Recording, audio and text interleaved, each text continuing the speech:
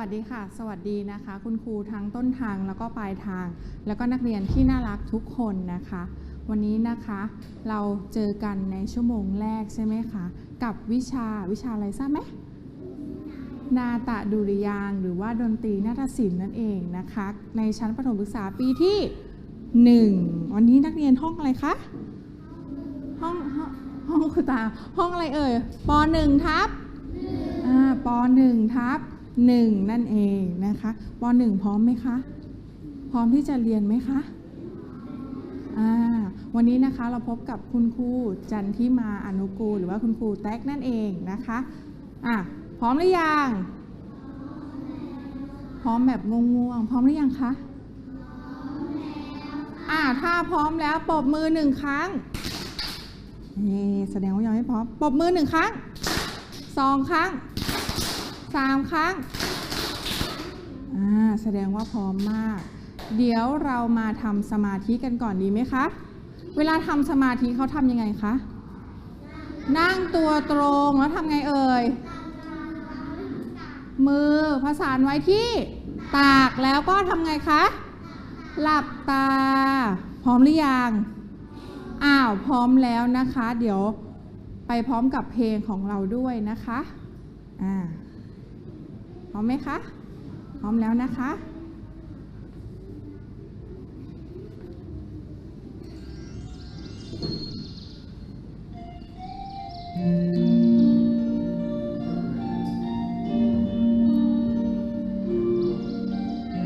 เด็กๆทำมือไปด้วยได้ไหมคะได้นะร้องได้ไหมคะได้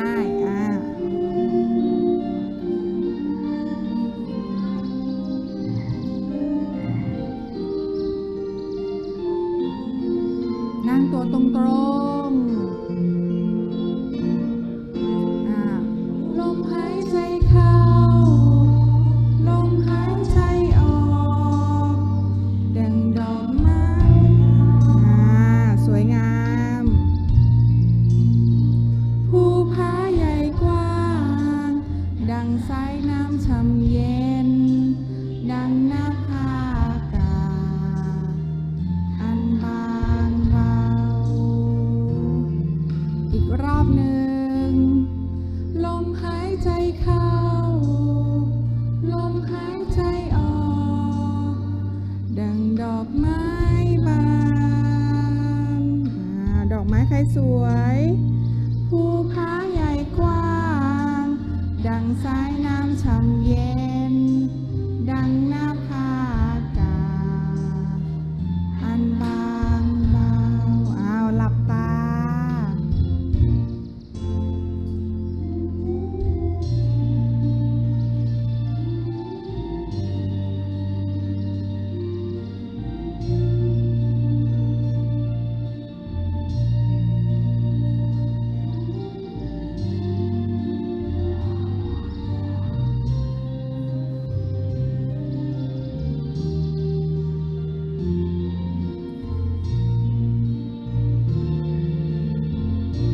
ร้องอีกรอบหนึ่งลมหายใจเข้าลมหายใจออกดังดอกไม้บานภูผาใหญ่กว้างดังสายน้ำช่ำเย็นดังหน้าผากาอันบางเบาอีกรอบหนึ่งลมหายใจเข้าลมหายใจออกดังดอกไม้บานภูผาใหญ่กว้างดังสายน้ำช่ำเย็นดังหน้าผากาอันบางเบา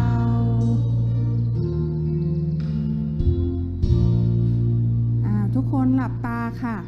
หลับตาเดี๋ยวเราจะทำสมาธิก่อน2 นาทีหลับตาไว้นะคะ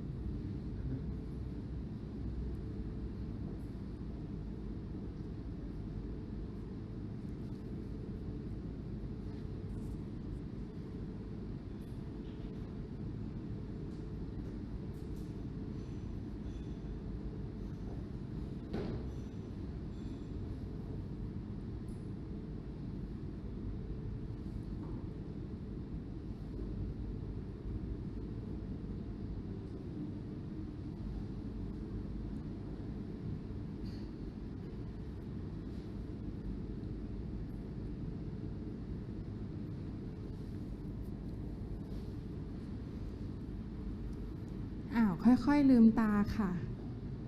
ลืมตาลืมหรือยังไหนใครหลับไปเลยบ้างง่วงนอนไหมครับง่วงนอนไหมคะปลุกเพื่อนเร็วปลุกเพื่อนพร้อมแล้วนะคะวันนี้นะคะคุณครูจะพูดถึงเรื่องของการกำเนิดของเสียงเด็กๆรู้จักเสียงไหมอะไรบ้างที่มีเสียงคุณครูพูดมีเสียงไหมคะมีไหมเด็กๆพูดมีเสียงไหมคะมีในอะไรอีกที่มีเสียงม้าอะไรคะนกอะไรคะสุนัขใช่ไหมแมวเห็นไหมมีเสียงทั้งนั้นเลยใช่ไหมคะวันนี้คุณครูจะให้เด็กได้ฟังอะไรเอ่ยคุณครูมีเสียง1เสียงให้เด็กได้ฟังพร้อมไหมคะทุกคนนั่งตัวตรงเดี๋ยวเรามาดูแล้วก็ฟังเสียงกันแล้วเด็กๆลองทายซิว่ามันเป็นเสียงของอะไร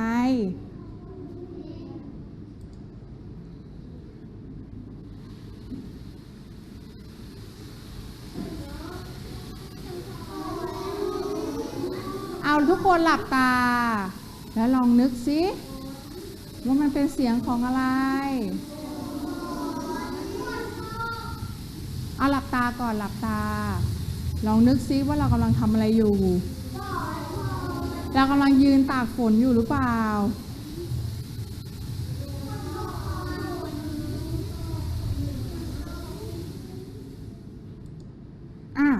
เสียงนี้เป็นเสียงของอะไรคะเสียงฝนไหนใครว่าเสียงฝนยกมือไหนใครว่าไม่ใช่เสียงฝนมีไหมแล้วเป็นเสียงของอะไรไม่ใช่เสียงฝนแต่เป็นเสียงฝนใช่ไหมสรุปแล้วมันคือเสียงของฝนใช่ไหมฝนมันกำลังทำอะไรอยู่คะฝนตกเปียกไหม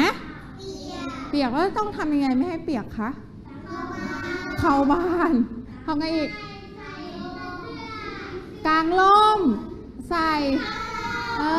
เสื้อกันฝนใช่ไหมคะเห็นไหมถ้าเกิดเปียกฝนจะเป็นยังไงไม่สบายป่วยเลยใช่ไหมทุกคนหลับตาใหม่คุณครูมีอีก1เสียงให้ฟังทุกคนหลับตาเดี๋ยวเรามาดูกันนะคะเรามาฟังอีก1เสียงว่าเป็นเสียงของอะไร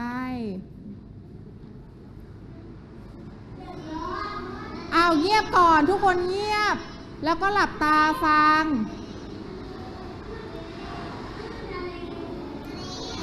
ห้ามตอบ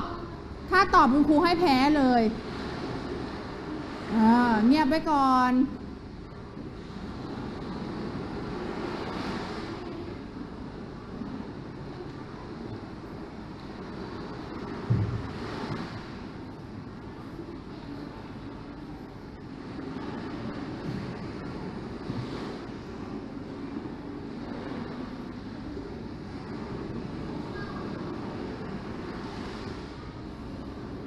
หลับตาดูซิเด็กๆกำลัง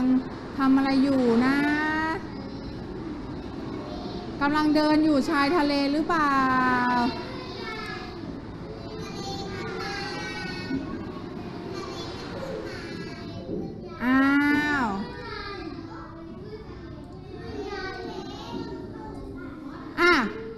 เสียงของอะไรคะไหนใครว่าเสียงคลื่นทะเลยกมือไหนใครว่าเสียงน้ำตกยกมือน้ำตกด้วยสรุปแล้วมันคือเสียงของคลื่นทะเลนั่นเองเป็นเสียงของคลื่นทะเลนะคะแสดงว่าเด็กๆเคยฟังเสียงใช่ไหมเคยได้ยินใช่ไหมคะไปเที่ยวทะเลใช่ไหมใช่นะคะเงียบปรบมือ1ครั้งปรบมือ1ครั้ง2ครั้ง3ครั้งนั่งตัวตรงๆเดี๋ยววันนี้นะคะเราจะเข้าเนื้อหาของเรานะคะนั่นคือแหล่งกำเนิดของเสียงนั่นเองนะคะ เสียงที่ครูจะพูดถึงก็คือเสียงที่เกิดขึ้นจากธรรมชาติและสัตว์นะคะแล้วก็เป็นเสียงที่การกระทำของตัวเราเองนั่นเองนะคะเดี๋ยวไปดูที่สไลด์กันนะคะเสียงที่เกิดขึ้นจากธรรมชาตินะคะเด็กๆดูนะคะเสียงที่เกิดขึ้นจากธรรมชาติเด็กๆอ่านตามคุณครูค่ะเสียงที่เกิดขึ้นเริ่มไม่มีเสียงแล้วเสียงที่เกิดขึ้นจากธรรมชาติเด็กๆรู้ไหมว่ามีเสียงอะไรบ้างธรรมชาติอะไรอะไรคือธรรมชาติเสียงอะไรคะเดี๋ยวมาดูภาพนี้เป็นภาพของอะไรคะเป็นภาพของฝนใช่หรือเปล่าเสียงอะไรคะเสียงฝนตกอ่านตามคุณครูค่ะเสียงฝนตกเสียงฝนตกเสียงฝนตกเดี๋ยวถ้าใครคุยใครเล่นนะจะให้ออกมาข้างหน้าดีไหมคะเอามาทำโทษเลยนะดีนะคะเดี๋ยวโชว์เพื่อนปลายทางด้วยเสียงฝนตกเห็นไหมคะเมื่อกี้เด็กๆฟังไปหรือยังฟังแหละอันนี้คือเสียงที่เกิดขึ้นจากธรรมชาติจำด้วยนะเดี๋ยวครูออกข้อสอบนะคะเสียงที่เกิดขึ้นจากธรรมชาติหนึ่งก็คือเสียงฝนตกต่อไปดูสิภาพอะไรเอ่ยภาพอะไรคะดูสิมันเป็นเสียงลมนั่นเองเป็นไงเสียงลมแรงไหมลมก็คือลมพายุใช่ไหมคะแรงไหมแรงเสียงนะคะลมนั่นเองเด็กๆลองเรียนเสียงลมสิคะ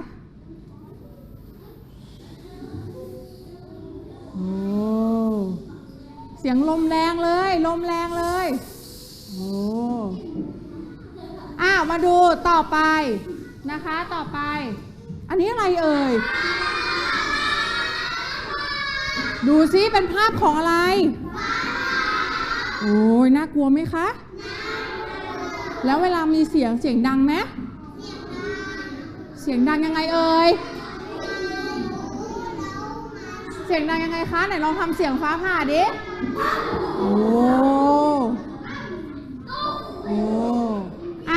อันนี้ก็คือเสียงฟ้าผ่าอ่านตามคุณครูเสียงฟ้าผ่าเสียงฟ้าผ่าเสียงฟ้าผ่าคุณครูมีคำมาให้เด็กๆทายดูเด็กๆต้องตอบคุณครูนะอะไรเอ่ยเสียงครูให้เด็กๆนะคะดูว่าเสียงฟ้าผ่าฟ้าแลบฟ้าร้อง3อย่างนะฟ้าผ่าฟ้าแลบแล้วก็ฟ้าร้องอะไรเอ่ยไม่มีเสียงฟ้าผ่าฟ้าแลบฟ้าร้องอะไรไม่มีเสียงฟ้าอะไรคะไหนใครว่าฟ้าแลบยกมือไหนใครว่าฟ้าร้องยกมือฟ้าผ่ายกมือยกหมดเลยฟ้าแลบจะไม่มีเสียงใช่ไหมมันจะเป็นแสงอย่างเดียวใช่ไหมคะฟ้าร้องมีเสียงไหมฟ้าร้องมีเสียงไหมคะมีฟ้าผ่ามีเสียงไหมคะมีฟ้าแลบมีเสียงไหมคะไม่มีฟ้าแลบไม่มีเสียงนะคะอ่านตามคุณครูเสียงฟ้าผ่าเสียงฟ้าผ่าเดี๋ยวใครคุยจะให้อ่านคนเดียวดีไหมคะอีกรอบหนึ่งเสียงฟ้าผ่าเสียงฟ้าผ่านะคะต่อไปเด็กๆมาดูซิอันนี้ภาพของอะไรเอ่ย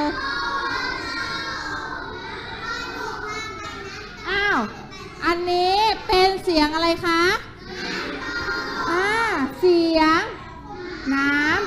ตกใครเคยไปเที่ยวน้ำตกบ้างโอ้อ้าวนั่งลงค่ะเสียงน้ำตกเป็นไงมีเสียงดังไหมเสียงดังเป็นเสียงของน้ำใช่ไหมคะที่ตกลงมาใช่ไหมคะเสียงน้ำตกก็มีเสียงเหมือนกันต่อไปเด็กๆดูภาพดูสิ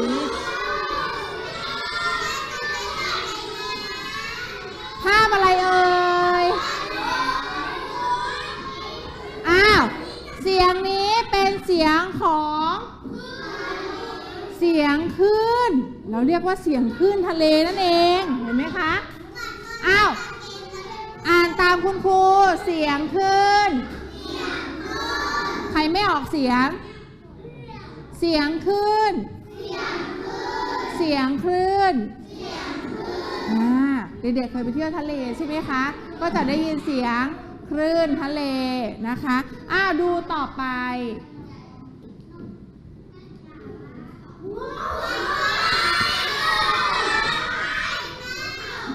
ภาพนี้เป็นภาพของอะไรคะ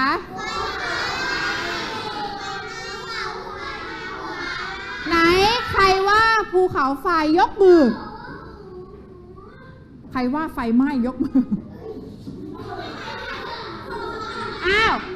ภาพนี้นะคะเป็นภาพของเสียงภูเขาไฟกำลังทำไมคะระเบิดใช่ไหมภูเขาไฟกำลังระเบิดนะคะทำเสียงภูเขาไฟระเบิดสิ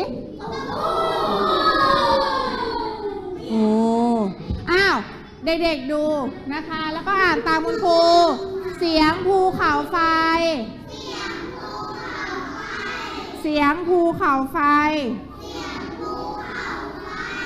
ทุกคนนั่งตัวตรง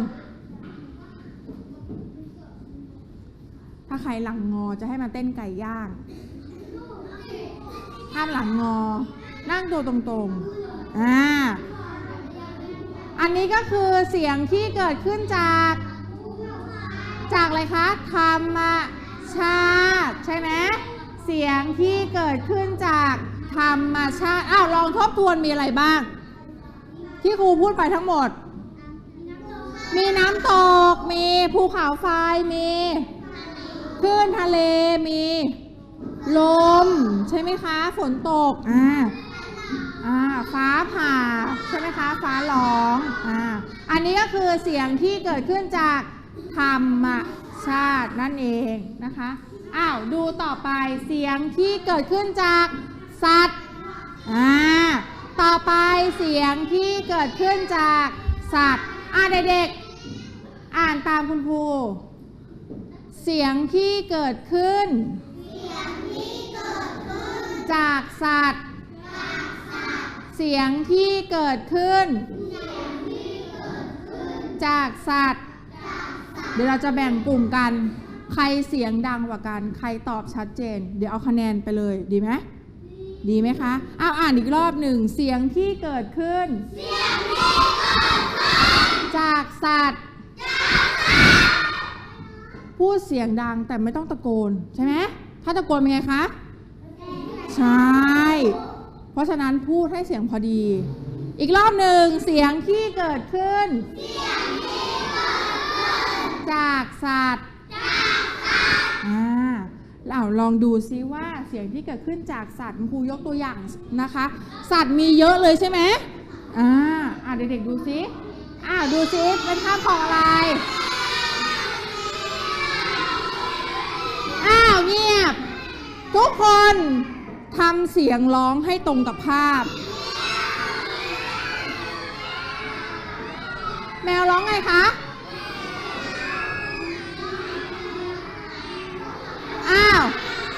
แมวร้องเมี้ยวเมี้ยวนั่นเองนะคะห้ามทำเสียงอื่นอันนี้ก็คือเสียงของแมวนะคะแมวร้องไงคะอีกรอบหนึ่งแมวร้องไงคะเมี้ยวเมี้ยวนั่นเองต่อไป เด็กๆดูซิภาพของอะไรภาพอะไรคะ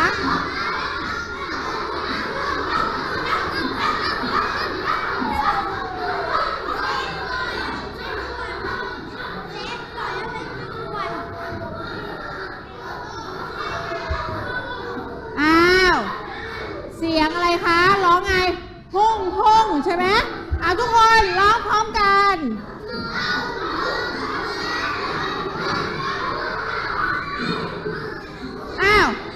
มาดูภาพต่อไป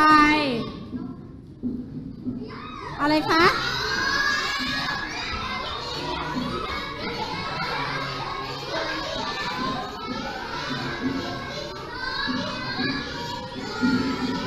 นกร้องไงคะ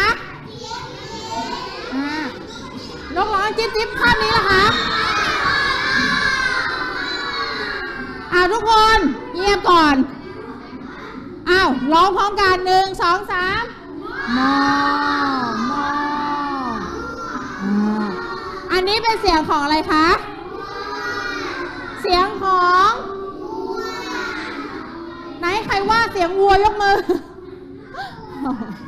ต่อไปอะไร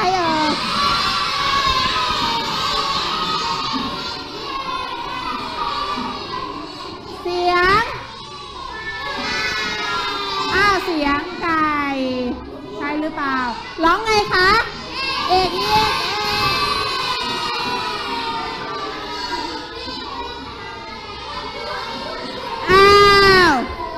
ทุกคนทำท่าด้วยไก่ทำท่ายังไง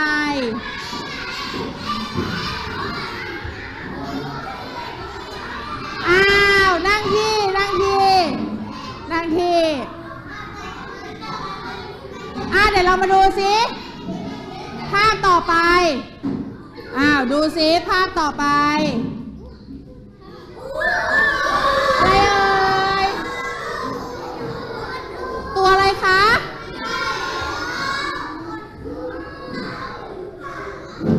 นั่งที่นั่งที่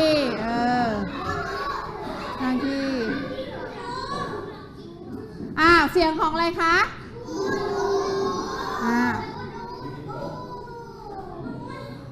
เสียงอูดใช่ไหมคะเอาทุกคนร้องพร้อมกันอูดไหนทุกคนทำหน้าหมูสิหมูทำหน้าไงร้องด้วย1 2 3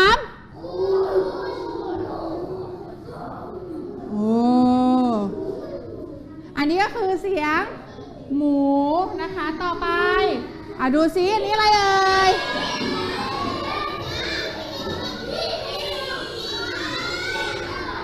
เสียงอะไรคะเสียงม้าร้องไง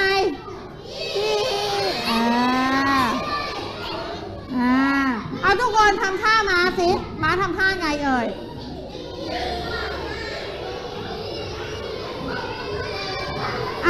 ทุกคนนั่งที่1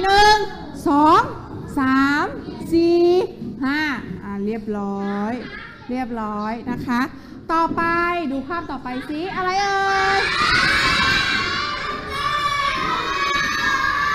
ช้างร้องไงคะช้างร้องไง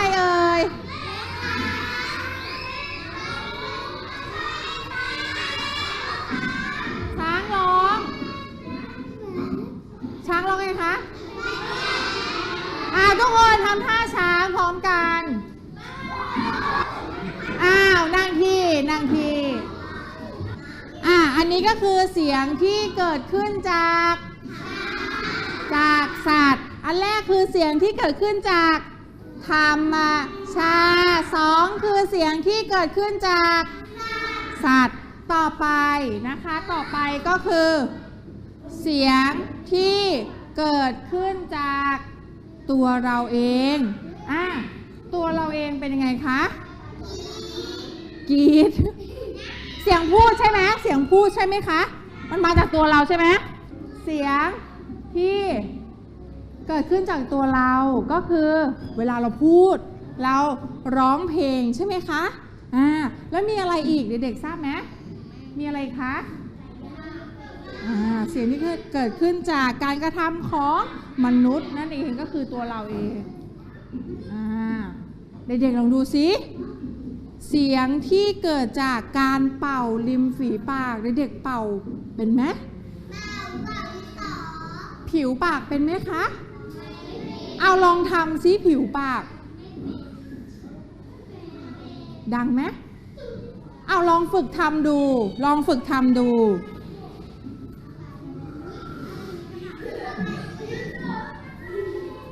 เอาลองฝึกทำดู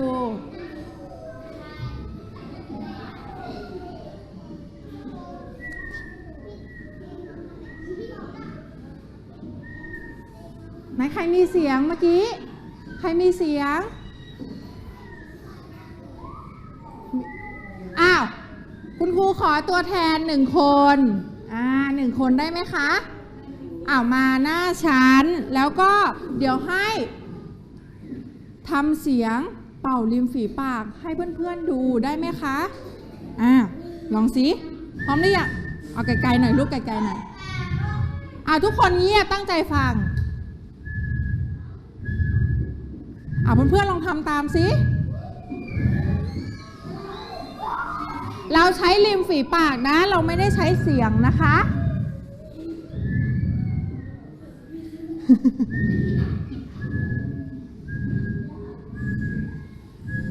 ปรบมือให้เพื่อนหน่อ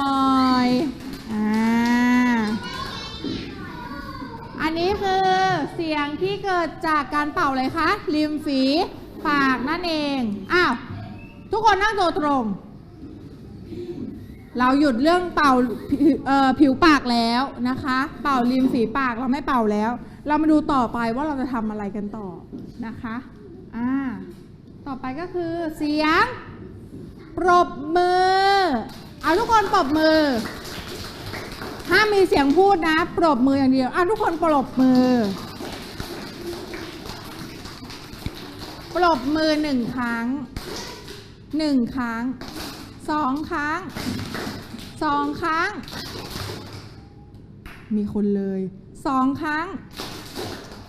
3 ครั้ง3 ครั้ง5 ครั้ง5 ครั้งอันนี้ก็คือเสียงอะไรคะปรบมือถ้าเราปรบมือไปเฉยๆอย่างเงี้ยเราจะมีจังหวะไหมมีไหมคะไม่มีเราปรบมือให้เป็นจังหวะได้ไหมคะได้เราร้องเพลงมือ1 รอบได้ไหมเอาใหม่3 4มือปรบปากปรบมือปรบมือปรบไหล่ดังๆมือปรบปากปรบมือปรบมือปรบไหล่และสลับกันไปและสลับกันไปปรบปากปรบไหล่ปรบมืออีกรอบหนึ่งมือปรบปากปรบมือปรบไหล่พร้อมกันมือปรบปากปรบมือปรบไหล่และสลับกันไปและสลับกันไปปรบปากปรบไหล่ปรบมือได้ไหมคะแบบนี้เราก็ปรบให้เป็นจังหวะได้นะคะทุกคนปรบมือพร้อมกันอีก1 รอบปรบมือให้ตัวเองด้วยเรามาดูเสียงต่อไปพร้อมไหมคะใครไม่หันหน้ามาหาคุณครูมีไหมไม่มีดูนะคะต่อไปก็คือเสียงย่ำเท้าทุกคนอ่านพร้อมกันก่อนคุณครูยังไม่ได้สั่งให้ทำนะคะเสียงย่ำเท้าไม่ได้ยินเลยอ่านตามคุณครูเสียงย่ำเท้าเสียงย่ำเท้าเสียงย่ำเวลาย่ำเท้ามีเสียงไหมคะทุกคนยืนขึ้นยังไม่ต้องทำอะไรเลยนะทุกคนยืนขึ้นก่อนอยู่ข้างๆที่ของตัวเองพร้อมไหมพร้อมนะคะทุกคนย่ำเท้าซ้ายขวาซ้ายย่ำไปเรื่อยๆแล้วลองเงียบซิว่ามันมีเสียงไหมห้ามพูดลองเงียบซิว่ามันมีเสียงไหม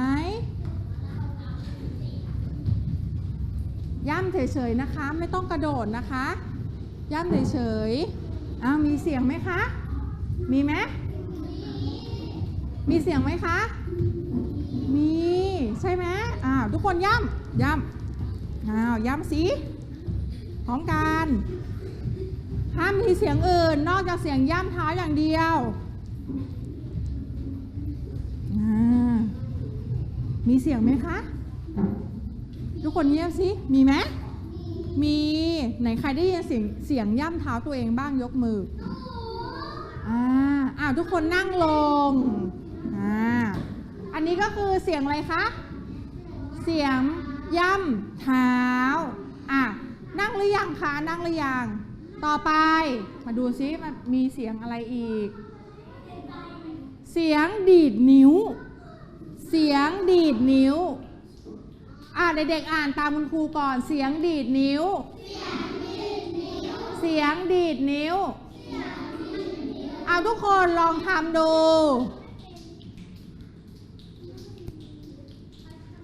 ทำได้ไหมคะไหนใครดีดดังลองก่อนลองดีดดูก่อนเดี๋ยวครูจะดูว่าใครดีดดังเดี๋ยวให้ออกมาหน้าชั้นโชว์เพื่อนๆด้วย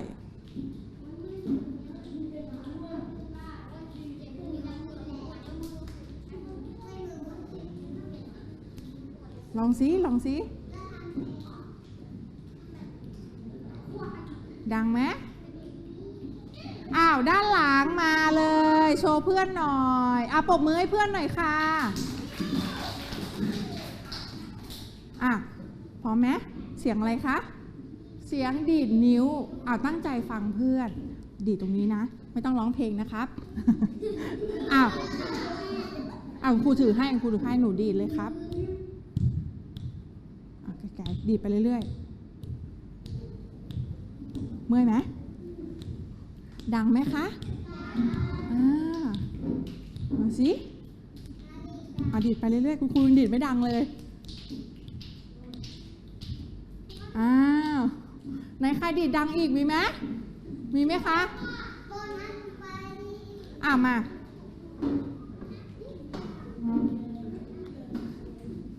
ให้ดังนะเอาให้ดังนะ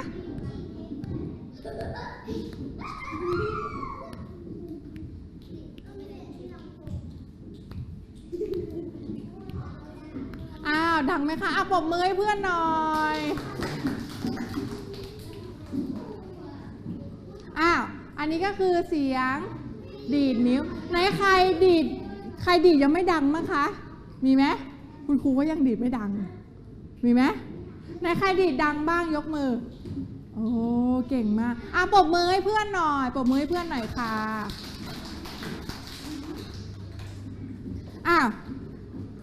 อันนี้ก็คือเสียงที่เกิดจากการกระทำของตัวเราเองใช่ไหมคะมีเสียงอะไรอีกมีดีดนิ้วแล้วมีอะไรอีกย่ำเท้ามีอะไรอีกคะปรบมืออะไรคะเสียงอะไรเอ่ยเสียงผิวปากเสียงอะไรคะดีดนิ้วดีดนิ้วไปแล้วนะคะทุกคนนั่งตัวตรงเด็กๆจำได้แล้วนะเสียงที่เกิดขึ้นก็คือมีอยู่3ใช่ไหมคะมีอะไรบ้างเสียงที่เกิดขึ้นจากธรรมชาติ2เสียงที่เกิดขึ้นจากสัตว์ใช่ไหมคะต่อไป3คือเสียงที่เกิดขึ้นจากตัวเราเองนะคะทุกคนปรบมือ3ครั้งปรบมือ5ครั้งเดี๋ยวเราจะใช้การกระทำของเราทำตามคำสั่งคุณครูได้ไหมคะทุกคนนั่งตัวตรงถ้าใครทำช้าผิดกติกามีทำโทษ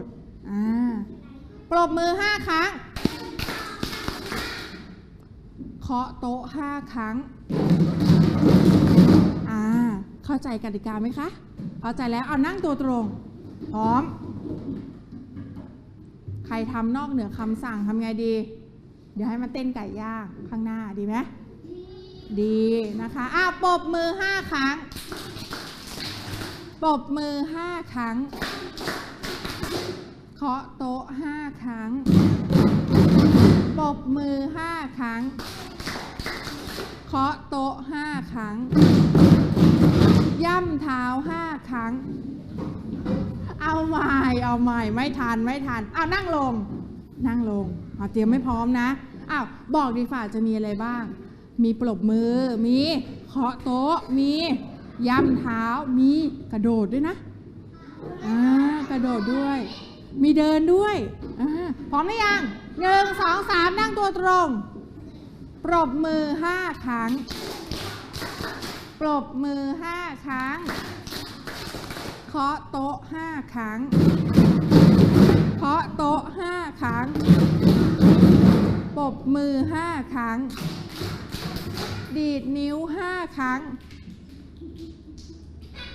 เสียงเบามากปรบมือ5 ครั้งเคาะโต๊ะ5 ครั้งย่ำเท้า5 ครั้ง2 3 4 5ปรบมือ5 ครั้งเคาะโต๊ะ5 ครั้งปรบมือ5 ครั้งกระโดด5 ครั้งคุณครูให้กระโดดกี่ครั้ง5 ครั้งห้ามเกินนะเอาใหม่นั่งลงนั่งลง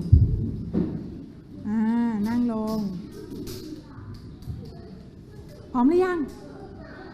ผู้ชายพร้อมหรือยังเดี๋ยวแข่งกัน2 ฝั่งดีไหมเพื่อนๆไปทางด้วยแข่งกันนะคะ2 ฝั่งเดี๋ยวหาคนทำผิดใครทำผิดให้ออกมาดีไหมคะพร้อมเคาะโต๊ะ5 ครั้งเด็กๆเคาะเบาๆนะคะเดี๋ยวมันจะเจ็บมือใช่ไหมอย่าทำให้ตัวเองเจ็บมือเคาะเบาๆนะคะเคาะเบาๆก็มีเสียงแล้วใช่ไหมคะปรบมือ5 ครั้ง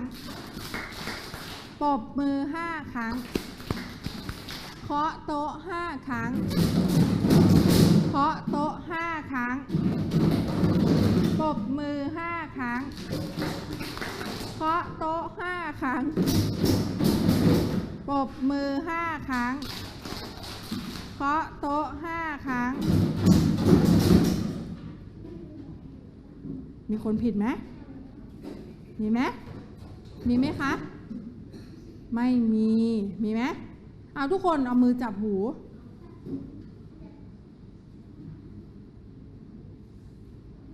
ตาจมูกปากตาหูจมูกปากตาหูจมูกปากตาหูจมูกทุกคนนี่เลยรวบหมดเลยใช่เปล่ารวบหมดเลยเอาใหม่ตาหูจมูกปากตาหูจมูกปากตาหูจมูกปากตาหูจมูกปากตาหูจมูกปากจับให้ตรงไม่รูปอย่างนี้นะคะไม่รูปอย่างนี้นะไม่เอานะคะพร้อมกันตาหูจมูกปากตาหูจมูกปากตาหูจมูกปากตาหูจมูกปากตาหูจมูกปากไหนใครทำได้ยกมือเก่งมากทุกคนเดี๋ยวเราจะทบทวนกันอีก1 รอบนะคะทบทวนกันอีก1 รอบวันนี้เราแค่3 เสียง1คือเสียงที่เกิดขึ้นจากธรรมชาติใครไม่ตอบเสียงที่เกิดขึ้นจากธรรมชาติ2เสียงที่เกิดขึ้นจากสัตว์3เสียงที่เกิดขึ้นจากการกระทำของตัวเราเองของมนุษย์นั่นเองนะคะอย่างที่1เลยทบทวนนะคะ1 รอบเสียงที่เกิดขึ้นจากธรรมชาติมีอะไรบ้าง2 ฝั่งใครจะตอบได้มากกว่ากัน ฟ้าผ่าลมธรรมชาติก่อนนะคลื่นถูกต้องน้ำตกเอาฝั่งนู้นได้หมดเลยนะฝั่งนู้นได้หมดเลยนะฝนตอบไปแล้วอะไรอีกภูเขาไฟระเบิดมีอะไรอีกฟ้าทะเลใช่ไหมคะฟ้าแลบมีเสียงไหมไม่มีฟ้าร้องฟ้าผ่าใช่ไหมคะสองเสียงสัตว์เดี๋ยวเงียบก่อนคุณครูจะบอกชื่อสัตว์แล้วให้เด็กๆทำเสียงร้องของมันได้ไหมคะได้เสียงที่หนึ่งตั้งใจฟังเสียงสุนัข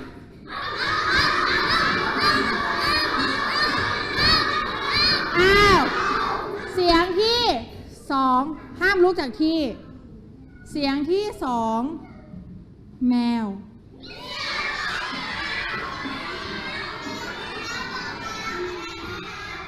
เสียงที่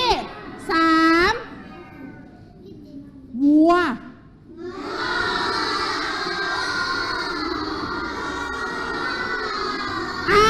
เด็กๆทำท่าไปด้วยนะทำท่าด้วยพร้อมกับเสียงนะคะไม่ต้องสนใจเพื่อนนะคะนั่งตัวตรงๆหันหน้าหาคุณครูเสียงที่สี่เสียงงู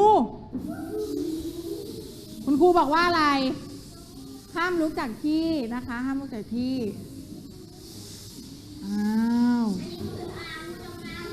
งูจงอางด้วยต่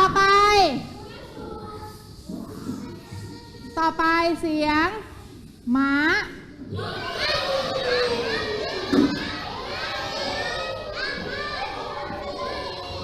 ต่อไปจิ้งจกร้องไงเอ่ยจิ้งจกนะไม่ใช่ตุ๊กแกเสียงตุ๊กแก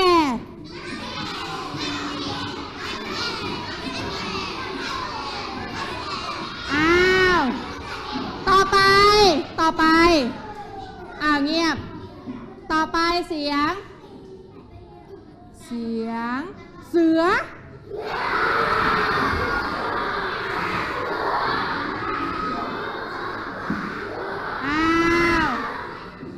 ต่อ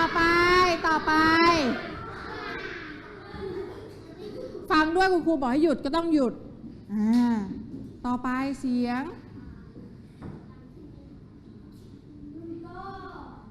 หนู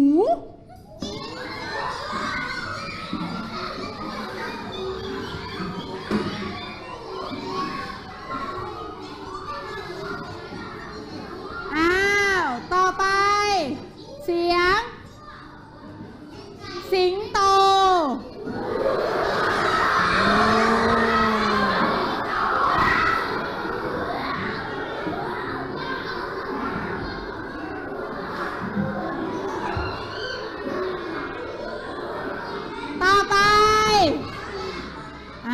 ต่อไปเสียง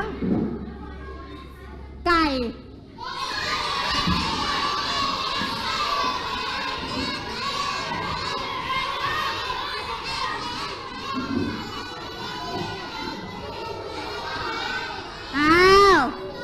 ต่อไปเสียงตั้งใจฟังเสียงช้าง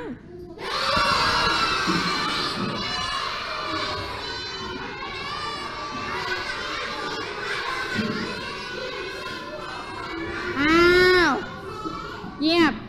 ต่อไปเสีย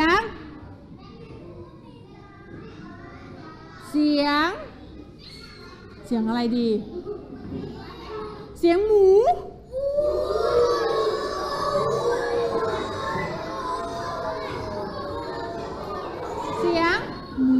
ใช่ไหมต่อไปเสียงปลาเงียบเลยปลามีเสียงไหมคะปลามีเสียงร้องไหมไม่มี มีปลาบางชนิดที่มีใช่ไหมคะต่อไปเสียงแกะ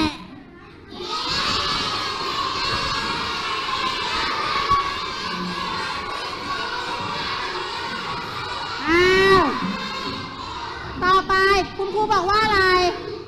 ห้ามลุกจากที่ใช่ไหมคะ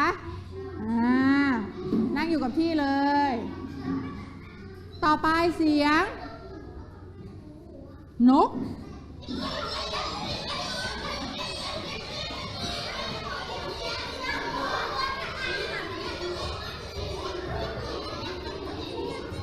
ต่อไปเสียงไก่น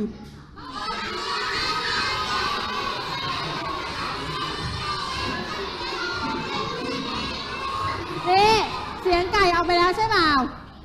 ใช่ไหมคะอันนี้ก็คือตัวอย่างเสียงที่เกิดขึ้นจากสัตว์ใช่หรือเปล่าสัตว์ต่อไปเสียงที่เกิดขึ้นจากตัวเราเองทบทวน1 รอบเสียงที่เกิดขึ้นจากตัวเราเอง1ก็คือเสียงอะไรคะเอาเสียงพูดของเราก่อนใช่ไหมคะเด็กๆได้พูดใช่ไหมคะได้ร้องเพลงใช่ไหมไหนใครอยากร้องเพลงบ้างอ่างเปาปรบมือให้อ่างเปาหน่อยอ่างเปายืนตรงนี้อ่างเปายืนตรงนี้เพื่อนๆทุกคนเงียบ1 2 3เงียบใครมีเสียงเงียบยังคะเงียบแล้วนะคะ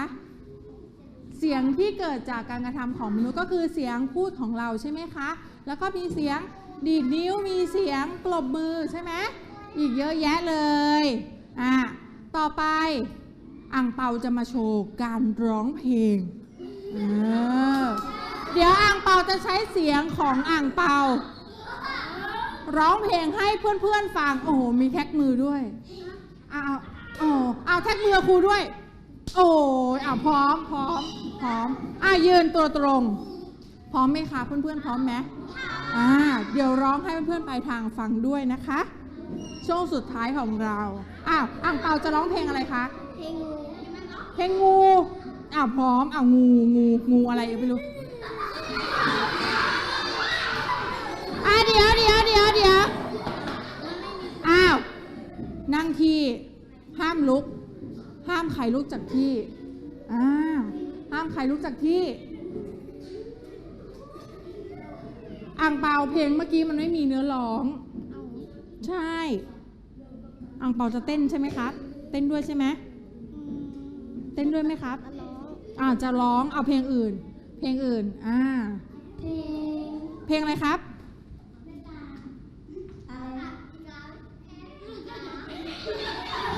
ซอมบี้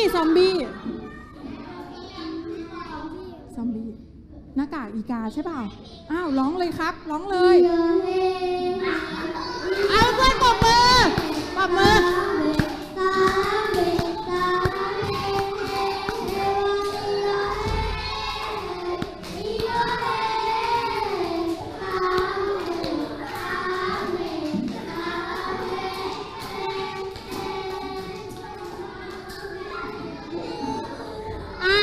จบหรือยังครับจบแล้วปรบมือให้เพื่อนหน่อยเก่งมากๆเลยเข้าไปค่ะไปนั่งที่เลยค่ะนั่งที่เลยนะคะอ่างเปาเป็นไงร้องเพลงพอไหมเพื่อนๆร้องเพลงพอไหมอ่างเปานั่งที่ก่อน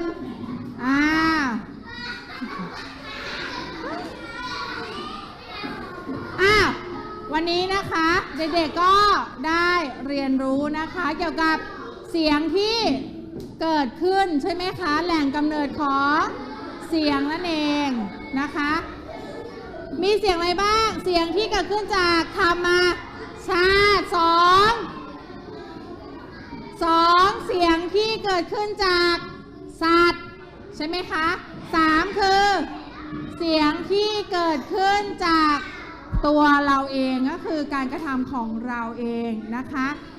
วันนี้นะคะคุณครูก็ฝากไว้เพียงเท่านี้นะคะแล้วพบกันใหม่สัปดาห์หน้าสำหรับวันนี้สวัสดีค่ะ